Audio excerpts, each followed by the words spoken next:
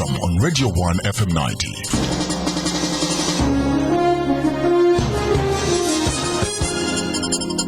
Spectrum wants to hear your views. You can SMS at any time during the show. Type Spectrum, leave a space, type in your contribution and name, then send it to 7197. Your views, our interviews on Spectrum, Radio 1 FM 90. Hello, a very warm welcome. This is Spectrum on Radio 1. I'm your host, Edmond Kizito. On Spectrum tonight, the battle for the FDC presidency. What are the chances of Geoffrey Ekanya, and what will his focus be if elected to lead the party, looking at the challenges at hand? Yesterday, Tororo County MP Geoffrey Ekanya launched his campaign for the presidency of the Forum for Democratic Change of FDC party at Busole Township Playground in Butaleja district. Ekanya is tussling it out with the leader of opposition in Parliament, Nandala Mafabi, and the FDC Secretary for Mobilization, retired Major General Mugisha Muntu. The final result will be known on September 22. Many have said Ekanya, who is currently Shadow Minister of Finance, Planning and Economic Development, is an underdog. And during the launch of his campaigns, Ekanya himself alluded to this fact, saying some media houses were erroneously regarding him as an underdog with no integrity. Some FDC members have even described him as a spoiler, while others say that past reports about him almost crossing over to the NRM party is a big hurdle to his bid, asking him to quit the race. Many pundits argue that the next FDC president faces huge challenges to measure up to the outgoing president, Dr. Besige, and building a party whose presence at the moment is felt mostly in the urban and semi-urban areas. Reports have also emerged that ethnicity is threatening to break up the party, and it is becoming a key factor in deciding who will be next FDC president. Some concerns have also emerged about the entire process, following a letter written by FDC Secretary General Alice Elaso saying candidates holding positions of authority in the shadow cabinet should resign. Today, Ekanya presented the alternative 2012-2013 budget, an indication that he has refused to resign as expected. So tonight we look at the chances of candidate Geoffrey Ekanya of the FDC, asking him to explain his vision for the party and some issues that have emerged concerning the quest for this FDC presidency. Our guest is Honorable Geoffrey Ekanya, candidate for the FDC president, also member of Parliament for Tororo County and Shadow Minister of Finance, Planning and Economic Development. You're most welcome, Honorable Ekanya. Thank you very much. Why do you want to be FDC party president? My contribution and my continuous contribution to the democratic process of this country is the reason why I am seeking to be elected the FDC party president. I have held the position of a Secretary General of a pressure group, then the Reform Agenda, from 2000 to 2005, when then we merged with PAFO and formed the FDC. So I have valuable experience. I've been a member of the opposition. I contributed to the return of multipartyism in this country, and I have witnessed the governance of President Museveni since 1998, when I became the youth MP of Eastern Uganda. I've traversed this country with Colonel Kizito Besige in 2001, 2006. I understand the structural problem of every community in this country. I have had contacts internationally. So I believe that I have the experience, and therefore FDC is the party for today and tomorrow. So my focus is to help FDC grow from where we are now. And I appreciate the contribution of Colonel Kizito Besige with all other members of the party. But this party needs to grow beyond that level. And I believe it is my candidature that can lift it to a higher level, because I am a candidate who cuts across the ethnic drive, the population strata of this country, the regional character of the people of this country, across the religious thinking of some of these people. I understand the livelihood of the people in rural and urban areas. I am humble, I'm tolerant, I listen, and I respect people's view. There are so many young people who are looking for a political party to belong. There are so many people who are not comfortable with the current NRM government. They want a political party to belong. They want to know that if they leave the NRM, they will be treated just like somebody who was in opposition 20 years ago. And that's the hope I bring on the table. I am a candidate who's ready to work with all other parties, UPC and DP, to bring about transformation of this country. I believe FDC alone cannot move the country forward. That a united thinking, working together without diluting the principle and the value, and I will kindly beg listeners to understand me, without diluting the principle, the value for which FDC is built on. To retain the principle, but to accept shared thinking and new ideas. Also, yeah, some people think you're an underdog. You are only going in as a spoiler to make a name for yourself. No, the use of underdog, I think I can be called an underdog, like Barack Obama was called an underdog in the US campaign. Goliath was called an underdog. David, maybe. Yes, David was called an underdog when he was fighting with Goliath. And I said yesterday that Jesus Christ, when he started preaching Christianity, he only had 27 disciples. He was mishandled and mistreated and even died. And even Moses and Aaron and Joshua. So we have experience. Our grandfathers who fought for independence of this country. If you talk about in the central region, Kabalega, Mwanga, to help this country move forward, they had it to be called underdog by the colonial government. But later on, they were appreciated and they caused dialogue. Nobody should underrate my experience and my strength. Even I was an underdog when Kano Kizabesi was in Ekizai. I kept the main opposition party in this country without surrendering it to government. With me on the top as the Secretary General, you know, in absence of the party president, it's really the Secretary General that runs the party. And by then, the former agenda were linked to a rebel, an invisible rebel group called the PRA. But I kept the limelight with others, and I did not fear. I did not accept to be coerced by the regime until we convince Kanukiza Besige. So I think it is a misuse of the word sometimes. But I humble myself because sometimes there is misunderstanding. So I really, yesterday, for anybody who thinks that Ekanya is weak, should ask the people of Tororo County, and I thank them. What happened yesterday? Yesterday, we had over 50 delegates from different parts of the country during my launch in Busolwe. The crowd was huge, and the people made statement of commitment to support my candidature. The delegates were very unequivocal. They are saying that for the person they are going to vote, it is them to decide. It's not going to be decided by the so-called top guns who are moving with some of the candidates. They say, yes, those people can move with the top guns in quotes. But they have the votes, and it is them who vote the top guns in court. So they told me, humble yourself and keep your commitment to move the party forward. Do you have what it takes? You give us your CV a little bit. I have what it takes. And I have been a chairperson of the local government account. In the last parliament, I cleared the backlog of all audited accounts. I presented about 30 reports in a period of 2.5 years in the history of this country. The records of parliament shows that. I recommended the recovery of quite substantial amount of money, and I left that. Not only that, I was a chairperson of the Young Parliamentary Association, and we mobilized people in this country. You have about 10. Yes, you have about? We have about 10 members of parliament now who are then.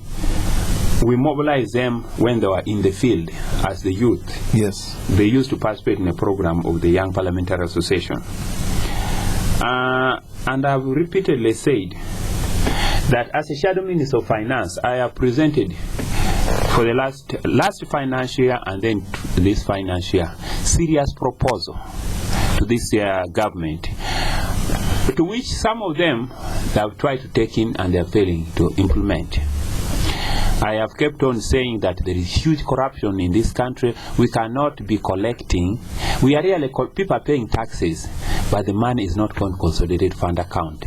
So many people are getting tax waiver. It is only Uganda that is, according to the record of URA, which is collecting tax to GDP ratio of 13% in the entire sub-Saharan Africa. Even in Rwanda. It's actually come down to 12%. Yes. Even in Rwanda is collecting 18%. Kenya is moving to 30%. Tanzania is moving to 20%. But why? It's not that people are not paying taxes because of leakages, corruption, what we call tax waivers, which we cannot account for. I put this proposal to government, and I've said investors are only looking for rule of law, good infrastructure, and good market and profit. The issue of tax waiver is not necessary to attract investment, and the World Bank agrees with that and other experts. I've given several proposals that in order for the country to move forward, you need to put money in agriculture.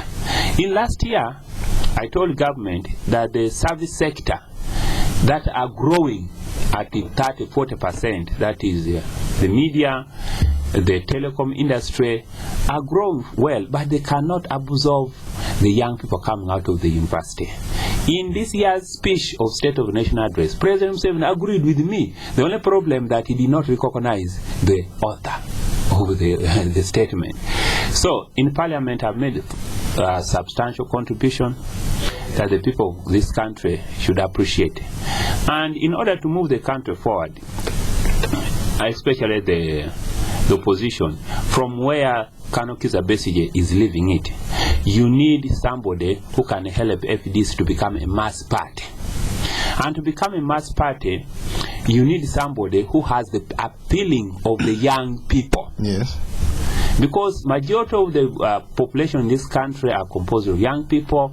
They want to see hope, and you need somebody who thinks like them, who can listen to them, who cannot abuse them, who's tolerant. We have had contribution of the military. People do not want to go back to the past history of conflicts. People want to settle and move forward. They know that a government cannot put food on their table. What a government needs to do is to establish conducive environment for them to run around their business. I have been to Malaysia, I've been to China, I've been to Korea. What those governments do, they build warehouses. They get machines and equipment like for making toothpicks, for assembling shoes, for making bottle tops with those machines. Then they get experts as leaders, and then they put young people there to be in this manufacturing chain.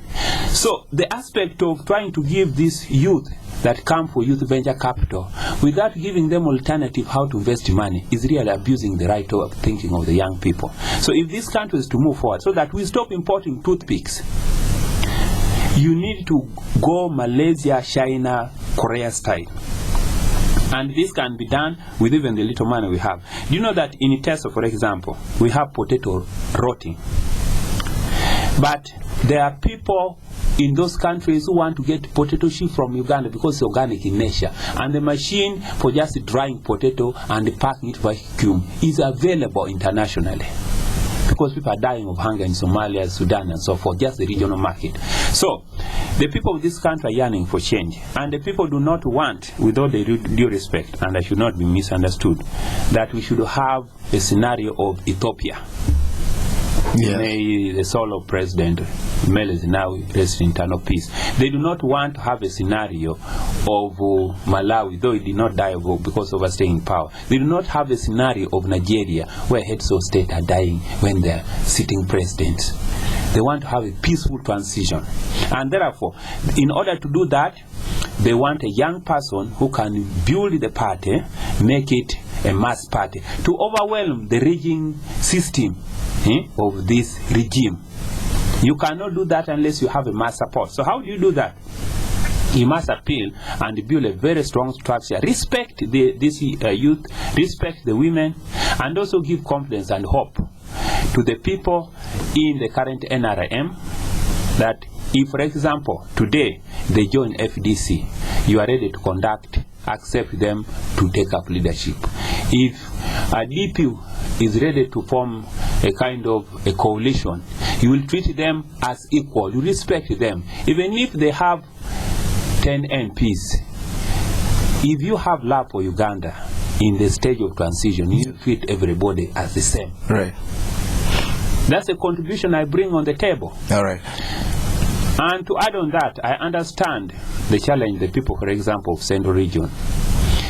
Now, some people are saying I'm a spoiler. Let me tell you, FDC is not a regional party. For someone to say because there are two candidates in the East, Ekanya is spoiling. No, I'm not spoiling for anybody. I'm giving the delegates who are 940 choice. I cannot say General Mugisha Muntu is a spoiler because the current party president from Western Uganda. What the people of Uganda need is somebody who understands the interests of the people of this country, from north, central to south. I cannot even say General Muntu is a spoiler because the current president is from that part of the world. No. Right. If General Muntu has a thinking for the people of Acholi, Lango, Tororo, Busoga, then let it be. If Honorable Nandala has the thinking and the feeling of the people, then let it be. So, at the end of the day, one person will win. And I want to assure listeners that FDC will remain united and strong. Well, listeners, this is Spectrum on Radio 1. Tonight, the battle for the FDC presidency. What are the chances of Geoffrey Ekanya? What will his focus be if elected to lead the party considering the challenges? He's our guest tonight, Honorable Geoffrey Ekanya. You will be able to contribute to this discussion at some stage. Talk to us, Mr. Ekanya. Honorable, who is Geoffrey Ekanya? Geoffrey Ekanya was born in 1971 in Tororo. I went to school in Mbale, then I went to Makerere University, and I was a student's leader. After the university 2 years, I competed for Youth MP of Eastern Uganda, and I've been in Parliament for 14 years. I have impeccable record of fighting corruption. That one tells all. Right. Now, yes, go on. And I have a family that is well established, and I have a home in Kampala and in Tororo. And as I stated it, I have made contribution in Tororo County. You find that, with all the due respect, it is one of the constituencies that if you go, for example, in the two sub-counties, you find tap water in the rural area. Oh, really? Yes, you find the power in the rural area. You find a storage secondary school being built in the rural area. That is Tororo County. That's why it is moving.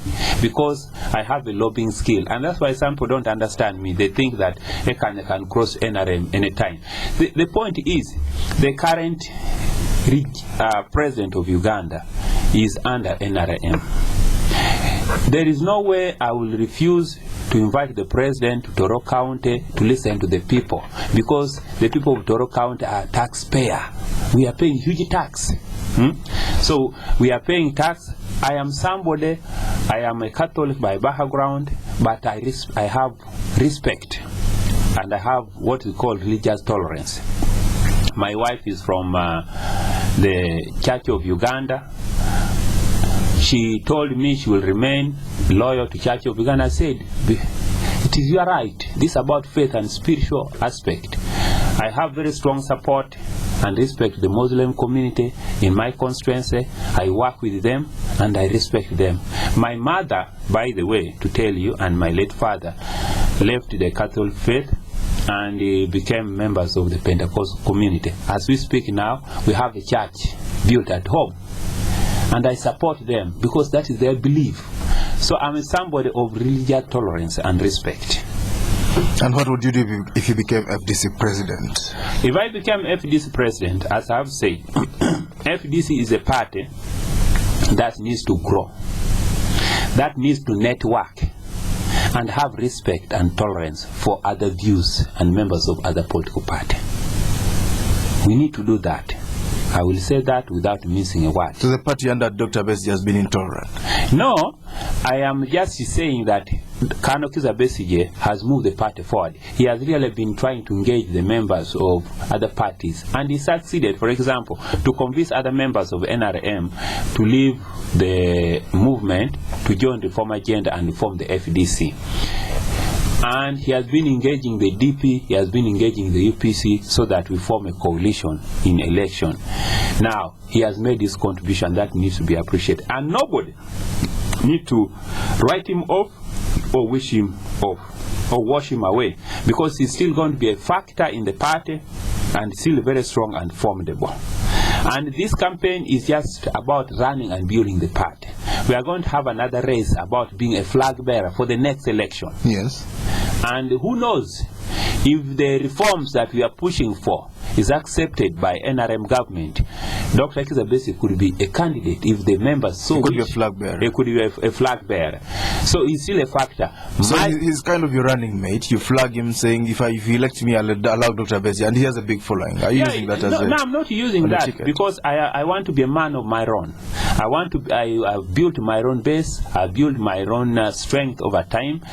I really want to. I am still just 41 years. I want to build this party to give the people. I really want to build this party to secure this country for tomorrow, so that the taxpayers of this country can gain from their taxes. We cannot have people paying. By the way, records and studies show that the tax to GDP ratio would even be 20%, but because of corruption.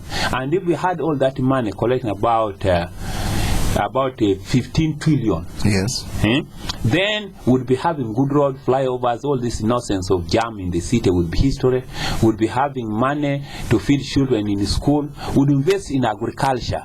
And if you put money in agriculture, people have their money. I don't think people will even need free health service. That's the belief I have, and that's the hope I want to give the people of Uganda. So, FDC has a very strong base in the towns. Even in the rural areas. What the challenge the party has is the top leadership to galvanize and protect the votes. The case in point is that in the last by-election, where the top go to support the base, election is not stolen from us. So how am I going to do that? What we need to do, we need to stop short-term focusing. We need to identify constituencies where we can win election, like for the next election. If we focus to say we are going to concentrate from now onwards, identify about 200 members of parliament, identify districts where we are strong, where we can win, identify councillors. If you have 200 members of parliament, even if another person in another party wins, if President Museveni wins election, you have the number even to cause an impeachment.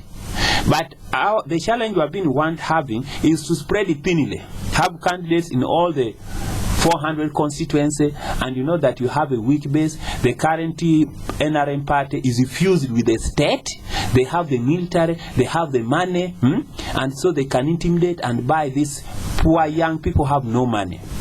So FDC, the strategy is to make it a strong party, but to focus the energy and resource. All right, this is Spectrum on Radio 1. We'll be back after this break, to stay tuned. John, Mike and I, we go back a bit.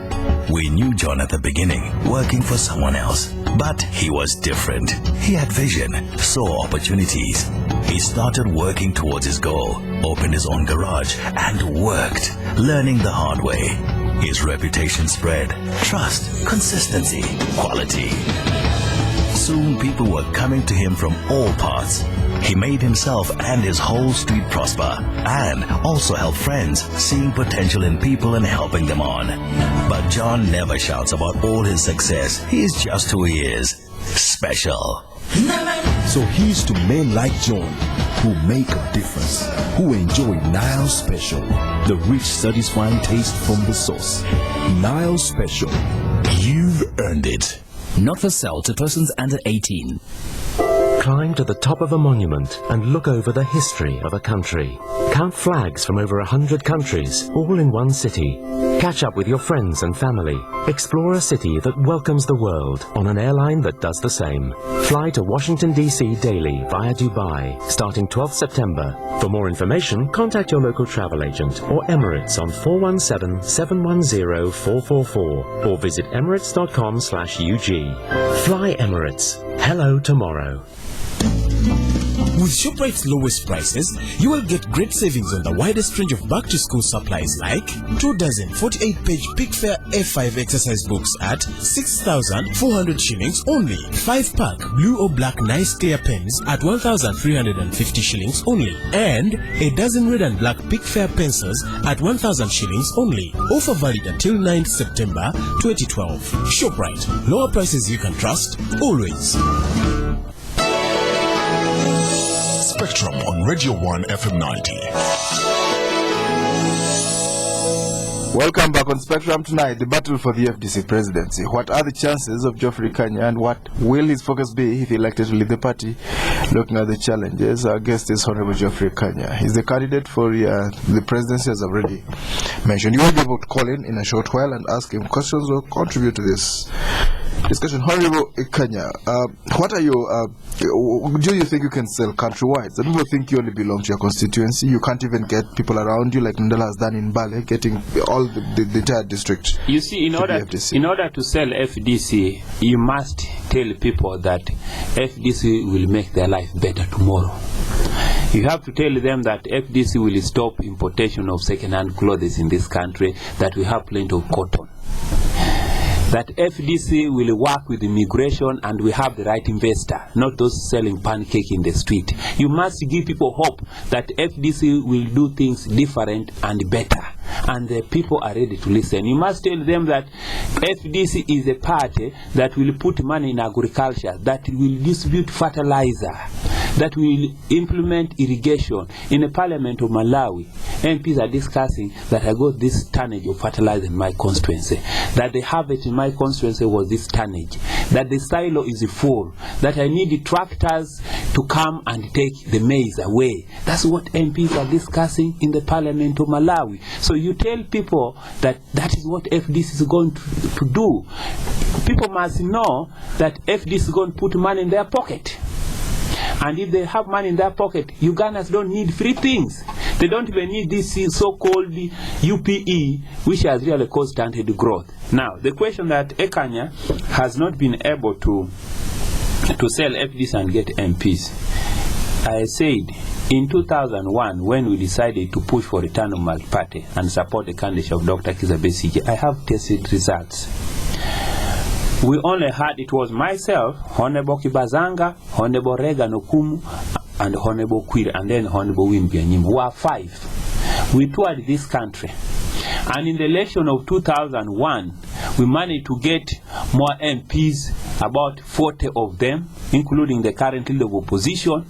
Oh, he came as a result of your campaign? Yes, because I was the one coordinating campaign in eastern Uganda. He's your child? No, with all the due respect, he's a leader of opposition. Well, you gave birth to him in political terms. Yes, so to say that even the current vice chairperson of FDC, Kevin Ataka, Busia, as you know it, I had to go and convince another candidate of ours. I was delegated by the party as the leader of Bukedi, even up to now, to convince Mango, who had stood with the Honorable Gurawori, and bring Kevin Ataka back to FDC. And sometimes I don't want to mention people's name, because when you mention their name, they think you are belittling them. So, in terms of contribution to this party, I was the only one traversing the campaign in the entire East. So even in 2006, the number of MPs you saw in the entire TESO, that was the contribution that I did with Reagan, with Kibazanga, and Kanukiza Besije. That was my region. When Honorable Quiri was arrested, Okwiri Aboni, I had to join Honorable Kibazanga in the West to lay the ground. I went to Radio Toro and all those areas. So with all the due respect, when some of these senior leaders were still outside, you mentored them. I worked very hard. In the last campaign, I went to campaign, in the last by-election, I went to campaign Rukiga for Honorable Jack Sabiti. And therefore, the contribution to the party is huge. But what we need to focus now is how to move the party forward. The people of Uganda are yearning for a party. They are thinking how Uganda will be post-President Museveni. We should not keep quiet about this discussion.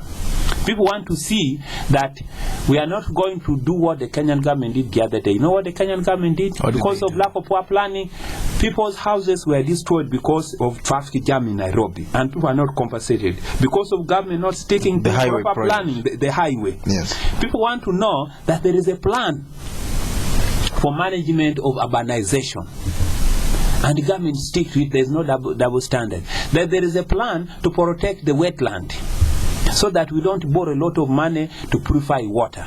And that is the hope that I bring to the table, because I have the experience, I have the contact, and I stick to the rule of the game. This country is not short of law, not short of regulations. we have enough law. People need to know that we have people who are committed. I have said repeatedly that the Parliament of Uganda, and today I put it on record, you cannot have Parliament of about 400 MPs. Today I said we need to reduce this Parliament about 200 MPs. Even if they say Tororo County or Tororo District, we get 1 MP, that is the choice. A prize for democracy and for moving the country forward. Because the cost of public administration is huge. I am not just saying it here, it is on record, I said it today. People need to know that our mothers and our daughters will not be dying because they are giving birth. As if giving birth is a crime. We need to ensure that the health sector, we have doctors who are well paid, we have drugs, and the way to do it, Rwanda has done it, partly. They have health insurance. They have health insurance. All people are working. Let's explain that a little bit. If you get a complicated case and you are a citizen of Rwanda, it doesn't matter how poor or unknown you are, they'll fly you out of the country. That is it. That's how it does. Because, and this very only a certain class flies out. A certain class, you must be a member of parliament, if a medical board. The Kenyan model is what I put to government last year, the Rwanda model. I said what you need to do, all people who are in gainful employment should not line in Mulago or in the district. Pool resource together and they have proper health insurance. And the people are ready for it. Instead of spending a lot of money flying.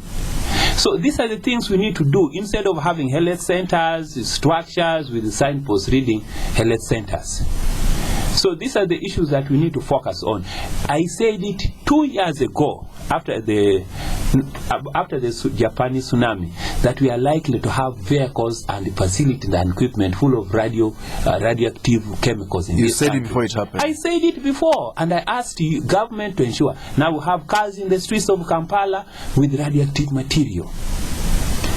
So I really want to tell the people that my campaign is a campaign of post-President Museveni. Is to tell the members and people who want to join FDC that they can be hope and they will have better life. And it's possible to remove fear. I tell the people that if remove fear, because whether you fear or you don't fear, still, when the day the Creator says go, you will go.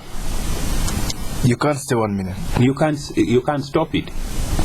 So give people hope, give people of northern Uganda that their right on land will be respected. Okay. Hon Ekanya, what do you think, what ails Uganda's politics? What do you think is a big problem in Uganda's politics, broadly? The major problem is fear. Some people fear and they cannot protect their votes. Some people do not want to have long-term planning and they do not want to sacrifice. And that's why in the last election, government managed to spend a lot of money to hoodwink voters. But people need to know that they can live without the handout of the regime. That's why there's this confusion and yearning around of the youth venture capital. That's part of the challenge. So we need to stick and remove fear. People need to know that we need to work hard, and those who work hard get better life. And also people need to call government to account. You cannot pay tax and then there's sewage smelling. You know, you just drive industrial area, the whole place is stinking sewage, as if those people are not paying taxes. Yes. So the issue of corruption is huge. I today said on the floor of the House that on the 12th of August, Sunday, I was on just standing on my compound. The 4 helicopters, the 3 helicopters that crashed in Kenya just flew over my house. Yes. If my house was tall as Kurese Towers, they would have crashed on my compound. Flying low. Very low, and moreover at very close range. Over the mango trees. Very close range. And I got concerned about, say, how is this country managed? How can 4 helicopters flying at very large flying information at very low altitude and close range? Just 3 hours I heard there was a crash. They tried to fly over a mountain. Not a very wise move according to experts. Will you resign as Shadow Minister for Finance?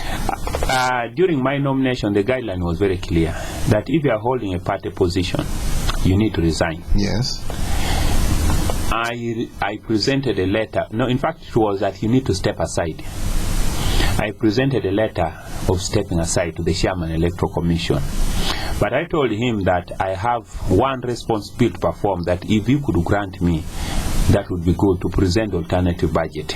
And he said, fine, I will grant you that permission because you have been working on it. And he sent me a message permitting me to hold a position and present the alternative budget, which I did today. So, to me, the question of stepping aside, by the way, I can tell you, by being a shadow minister, we are now in the budget process. I need to be in the house. Yes. To listen and make contribution and to defend the opposition alternative, while my colleagues are campaigning. So, to me, it is the best way to do it, so that I can concentrate. Otherwise, my time will be divided, and my supporters will get disappointed. So what are some of your economic plans to, if you became president, you go into FDC, you are elected president, what would you do to help the country get out of this? No, this country, by the way, we need to focus on infrastructure. I had a meeting with some gentleman in the US who told me that he has the capacity to send for us data work here for outsourcing, data processing. But the major problem we have is that our bandwidth is very thin. Is very thin, and therefore he said for Uganda to be able to attract data processing, which can employ a huge number of young people and bring in foreign currency, we need to go Ethiopian way. Ethiopia was sharing the same gateway with Kenya, Uganda, Rwanda, and Tanzania. They decided to connect themselves direct from Middle East, because the fiber cable comes from Europe, yes, via Middle East. And they say now Ethiopia is now the hub as far as outsourcing and data processing. That's something very easy, and there is money in the world to do that. Secondly, so you do infrastructure.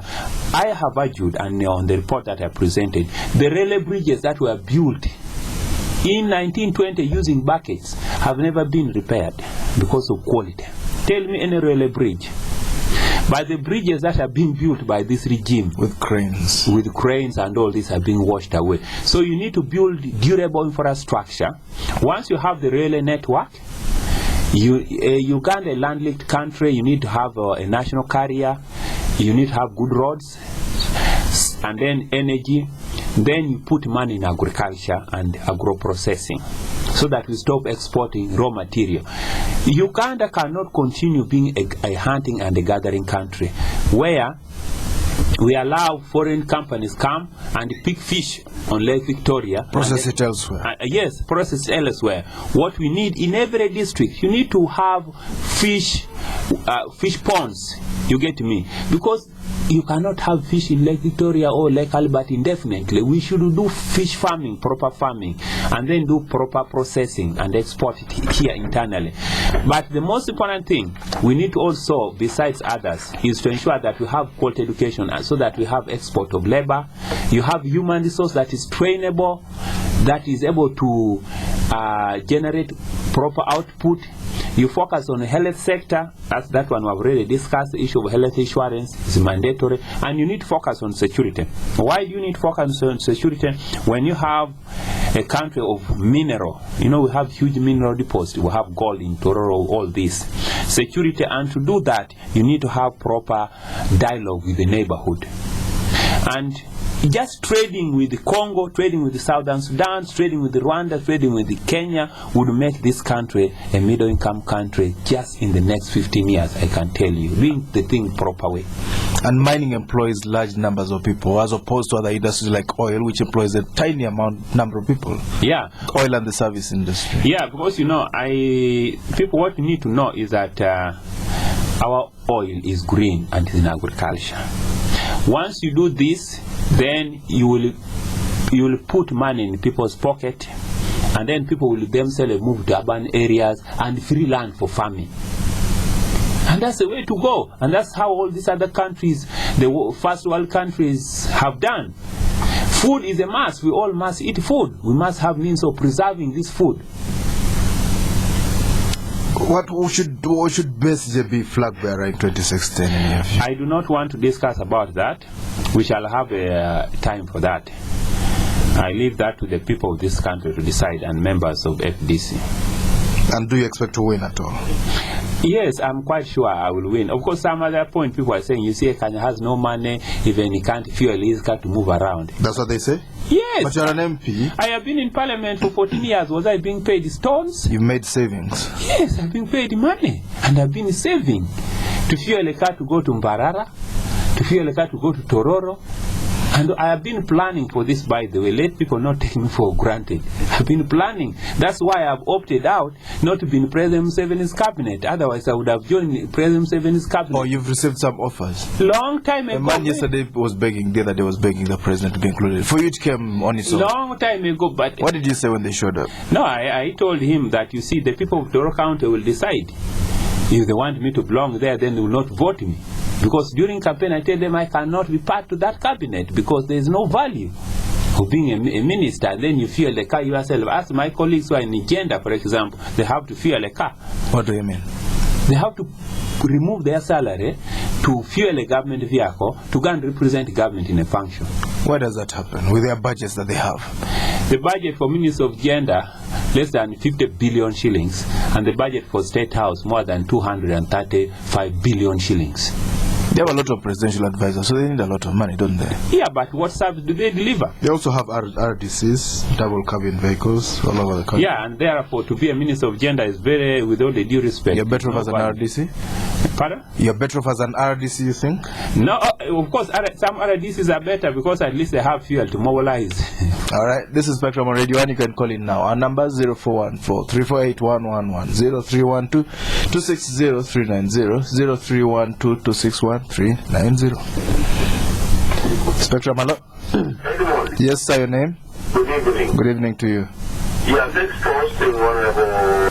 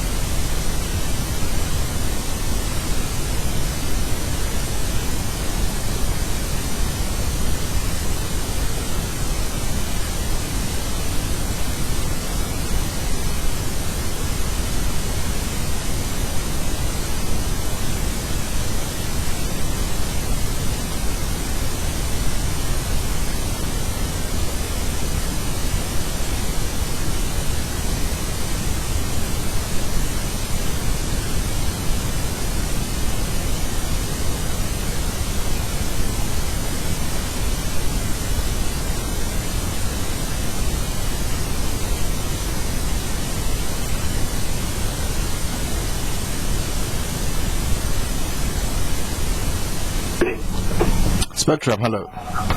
Good evening. Good evening, sir. Your name? My name is Tororo. I'm calling from Edmond. Yeah, you, Honorable, where please go on.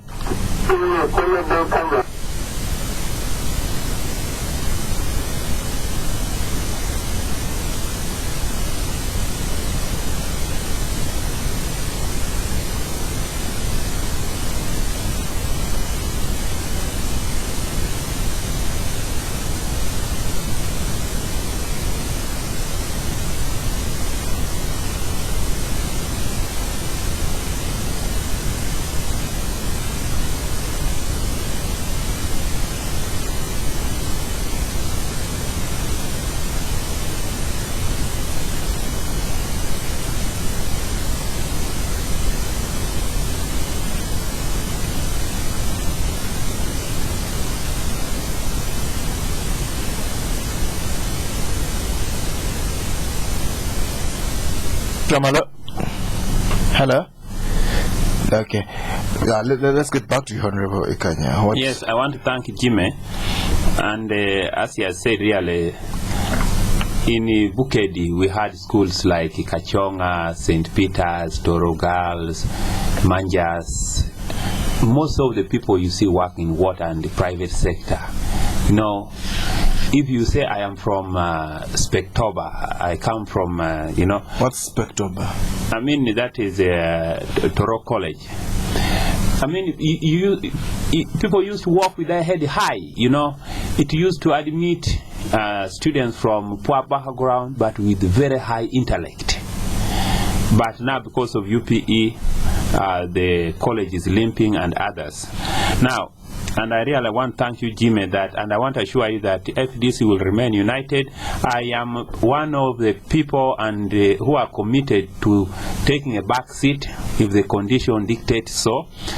When the FDC, powerful merge with the reform agenda, I was Secretary General. I hope to take a back seat. If I lose this election, I'm ready to take a back seat. I have said if God gives me life, I'm still young. There are other roles I can play. My focus and my thinking and my desire is to make Uganda a better place for all of us before I die. Secondly, where is the issue of labor? I talked about immigration here.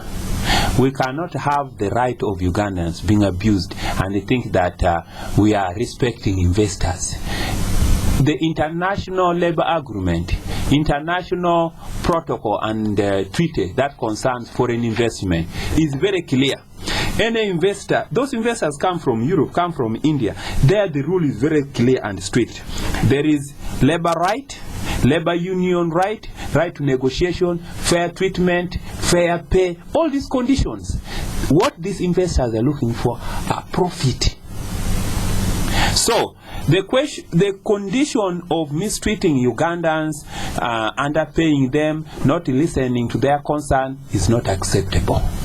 And I think this is a policy that I am committed to pursuing to ensure that any investor that does not treat Ugandans with respect will not have a home in this country. We are going to be our own investors. In the 1960s, 1970s, Uganda had so many factories owned by government.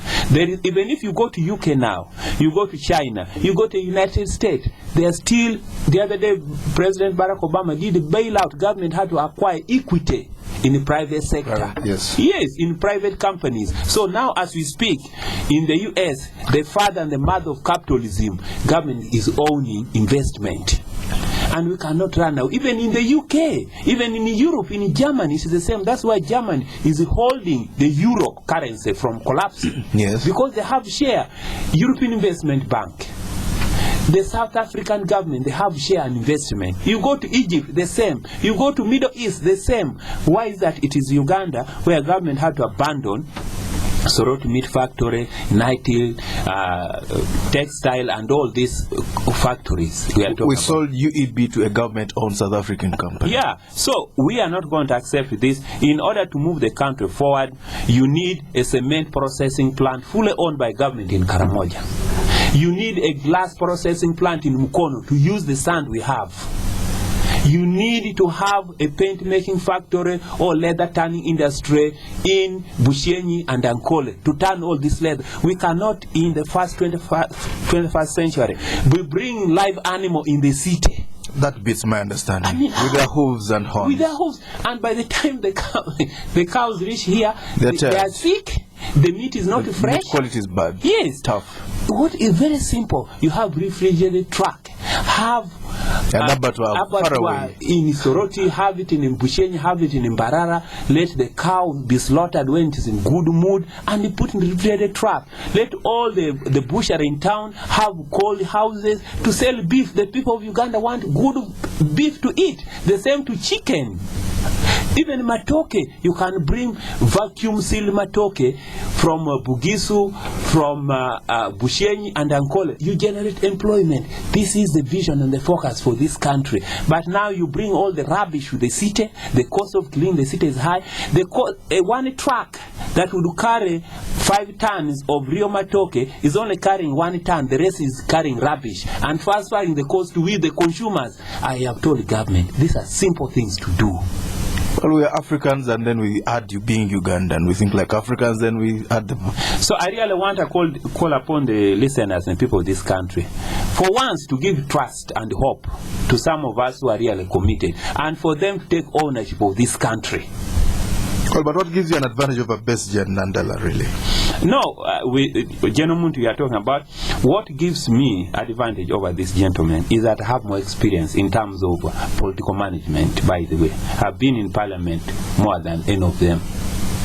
14 years. Yes, I am somebody who's ready to learn and very patient and take back seat.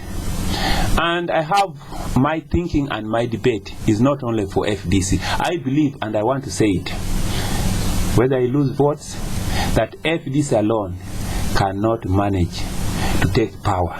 We need to work with other political parties. We need to work with other Ugandans. We need it.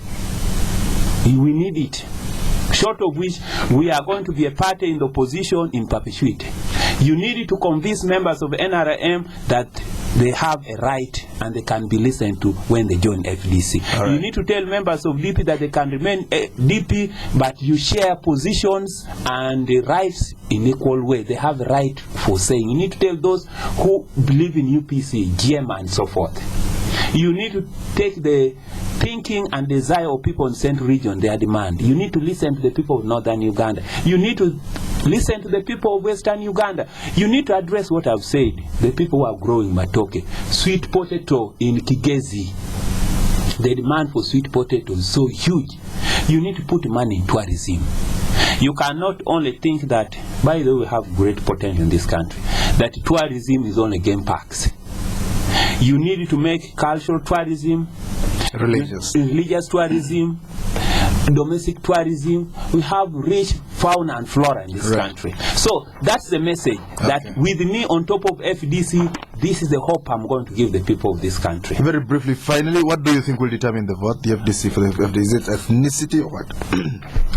I am just worried that what might influence the outcome of this election, partly, as you have said, briefly, yes, as you wind up, have to go. It might be appreciation of thinking beyond the current time. Do you think there's a chance? I stand a very high chance, and after I said it, I decided to launch my campaign in solo, and I just made a call after just within 5 hours, and I managed to attract over 50 delegates from Ankole, different regions. Yes, from different regions. Thank you very much, Honorable Geoffrey Ekanya, for being presidency. County MP also shadowed Minister of Finance, Planning and Economic Development. And thank you very much. And if the people demand that I step aside as the Chairman of Finance, I'm ready to do it tomorrow. Well, thank you for tuning in. I've been your host, Edmond. Please welcome. We'll be back tomorrow. I've listened to the English to say thank you. Thank you very much. Hello Uganda, this is Regina Bell, and for my very first time ever, I'll be in Kampala for the 5th annual Now Go Jazz Safari on October 5th, 2012. Won't you come on out and let's show our support together for the Rotary Clubs of Uganda and building the Insomnia Cancer Ward. Now I know this is just as important to you as it is to me. Listen, I'm not coming alone. I'll be there